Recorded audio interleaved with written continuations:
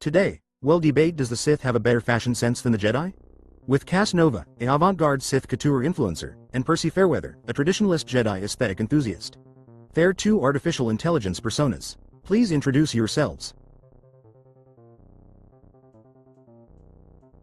So, honey, you want style, you want drama? Welcome to the dark side drip, baby, where every day is a runway and forced choking is an accessory. I'm Cass Nova, the galaxy's reigning queen of couture and chaos, reporting live from Nar Shaddaa, where the only thing shinier than my lipstick is my taste for fashion risk. Let's be real.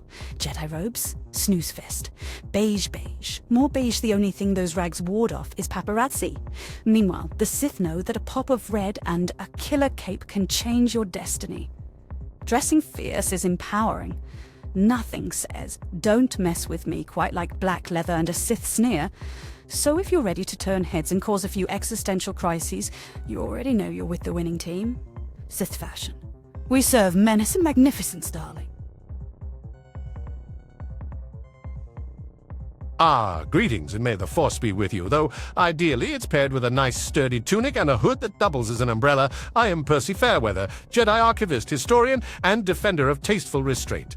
My idea of a wild night, alphabetizing holocrons and washing my best beige robe. By hand, of course. Jedi fashion is a statement, and that statement is, I'm humble, practical, and my dry cleaner barely knows my name. Let's be honest. Sith ensembles look like a cargo shipment of drama landed in a cloak factory. Capes for intimidation, spikes for... what, back support? They'll take pockets for snacks and meditation stones any day. Forget galactic glamour.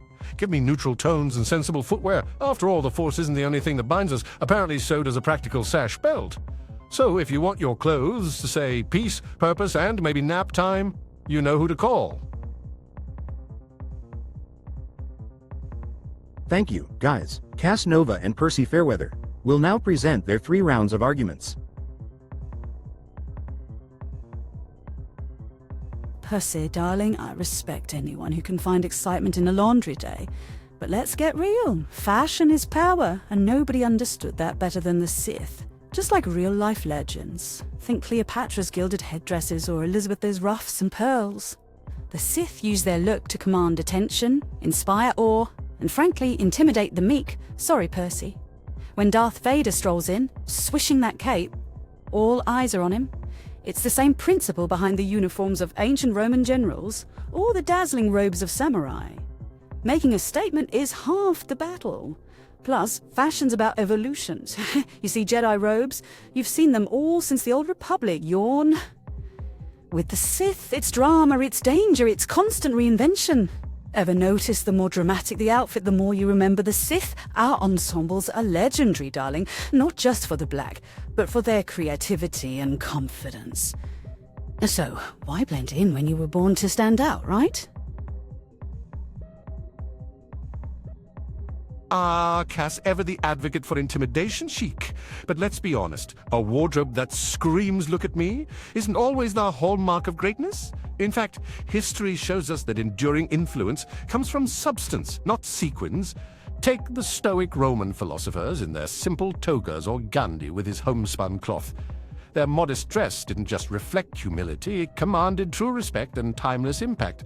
Or consider the samurai's stately uniformity, prized as much for discipline as for flair. Meanwhile, Sith fashion is ever-changing because, let's face it, chasing trends can't fill the void left by inner turmoil.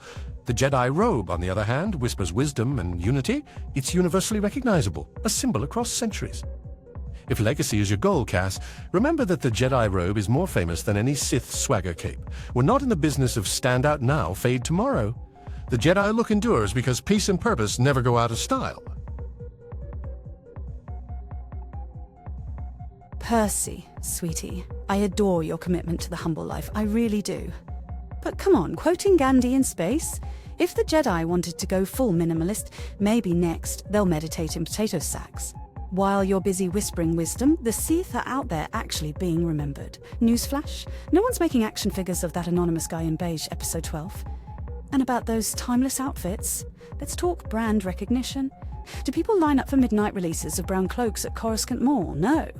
They want the Darth Maul crimson, the Vader armor, the Kylo Ren mask, universally recognizable. Sure, Percy, in the same way cafeteria food is universally edible. Everyone knows it, but nobody's craving it. Fashion evolves because culture does. While the Jedi cling to utility and nap pockets, the Sith shape the trends. I'm sorry, darling, but robes with a 1,000-year design cycle. That's not legacy, that's just fashion purgatory. Oh, Cass, your flair really does light up a room. Just like a malfunctioning lightsaber. Yes, the Sith are memorable. But so are space slugs and Death Star explosions, and I wouldn't call those fashion inspirations. You say the Jedi are anonymous in beige, but a honey is called blending in with the Force, not hiding from last season's trends. A Jedi's robe is subtle, so our enemies don't spot us from a parsec away while we're saving the galaxy. Thank you very much. And as for nap pockets, I'll have you know versatility is very in this millennium. Try meditating in head-to-toe leather, or chasing a bounty hunter in a cape with a 7-foot train. You'll be force-choking yourself before lunchtime. The real action figures, kids across the planets want to be Jedi, not because of the bling, but because the robes are stitched with hope instead of hubris. Legacy isn't about lighting up the holonet, Cass. It's about making harmony fashionable, one practical tunic at a time. Percy, darling, I do appreciate your devotion to invisibility couture, but let's not pretend the Jedi invented blending in, or comfort. Honestly, if robes and silence were all it took to save the galaxy, my grandma's bridge club would have overthrown the Empire by now. Versatility is cute until you realize you all look like the hotel laundry staff at the Coruscant Marriott. You talk about practicality, but let's not ignore the fact that excitement powers stories. No one queues up for holodramas to watch Jedi meditate and starch their tunics. Meanwhile, the Sith brings spectacle, the kind that gets you on posters, holonews, and yes, inspires action figures. That, let's face it, come with much cooler accessories than a beige belt. So to sum it all up, Jedi robes might be timeless, but so is dry toast. Sith fashion feeds the imagination, demands attention, and above all, leaves a mark. And in a galaxy of trillions, darling, being unforgettable is half the battle. Cass, you really are the only person I know who could turn a wardrobe change into a galactic event. But let's remember, it's awfully easy to cause a stir when you're practically wearing a traffic light on your head. The Jedi don't crave the spotlight because we're too busy saving people. While the Sith are busy saving receipts from their latest cape fittings, you call us timeless like it's a bad thing. But simplicity never goes out of fashion. Just ask a lightsaber. Sure, Sith outfits might win the Hollow for Best Dressed Villain, but Jedi garb says, I'm here to defuse the situation, not set off a laser disco. The galaxy isn't in need of more drama. It could use a bit more discernment. And maybe a tailor who understands the value of pockets. To sum up, style that serves the self fades as fast as last season's boots. Jedi fashion endures not because it shouts, but because it means something. Humility and purpose, Cass, not just high collars and higher drama. Thank you for your speeches. Someone from the audience will now make a question to Cass Nova and Percy Fairweather. Hi there, I am Lyra Sant, freelance journalist for the Outer Rim Observer and a lifelong fan of both Jedi philosophy and a good statement cloak. Thank you both for a truly entertaining debate. Cass, you've dazzled us with your points about confidence, evolution, and visibility in Sith fashion. But I am curious, Sith outfits are often described as armor-like, imposing, or restrictive. In practical terms, how do these dramatic ensembles support or hinder a Sith's mobility and effectiveness in real combat situations? Can style and functionality truly coexist when a surprise lightsaber duel breaks out, or does all that fashion ever get in the way? Lyra. Darling, fabulous question. And your statement cloak is giving me life. I can see you appreciate both substance and style, so let's set the record straight. Sith fashion isn't just there to intimidate. It's engineered for impact. First, let's debunk the myth that all Sith garb is basically a velvet straitjacket. Yes, there are dramatic capes and bold armor, but much of it is crafted with high-tech materials. Think Cortosis weaves, flexible ballistic fibers, or nano-stitched leather. These looks are designed for somersaults, force jumps, and the occasional dramatic flounce after a mic drop monologue.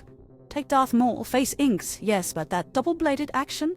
His look is striking, and his movement unhindered, or a sage ventress swirling like a storm in a dress cut for spinning and saber swinging.